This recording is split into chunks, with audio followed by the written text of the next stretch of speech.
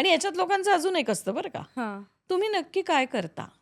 आणि हं. मलाही असं नक्की सांगता येत नाही, की मी डॉक्टर आहे, मी इंजिनियर आहे. प्रत्येक जण काहीतरी सांगतो ना, मी सायकॉलॉजिकल काउन्सिलर आहे. हं. मला सांगताच येत नाही मी नक्की काय आहे. कारण मी इतकं वेगवेगळं करते. मग त्यात एक व्यक्ती मला म्हणाली, जी माझ्या खूप क्लोज आहे, "एक ना धड भाराभर चिंध्या आहेत तुझ्या. एक काहीतरी तुझा फोकस ठेव ना." हं. म्हटलं, "का? का ठेवू? जगणं कशासाठी आहे? आनंद मिळण्यासाठी आहे. बरोबर. समाधानासाठी आहे. खरंय. काय जरुरी आहे, की प्रत्येकाने एकच करियर घेऊन त्याचाच पाठपुरावा करून त्याच्यातच गिनीज बुकात नाव नोंदवलं पाहिजे? जरुरी नाहीये. नाही, नाही. जीवन जगताना जे करताना तुम्हाला आनंद मिळत असेल, तुम्हाला समाधान मिळत असेल, हं. मग ते कुठलंही वेगवेगळं क्षेत्र असो, शेवटी जगण्याचा उद्देश आनंद मिळणं हाच आहे ना.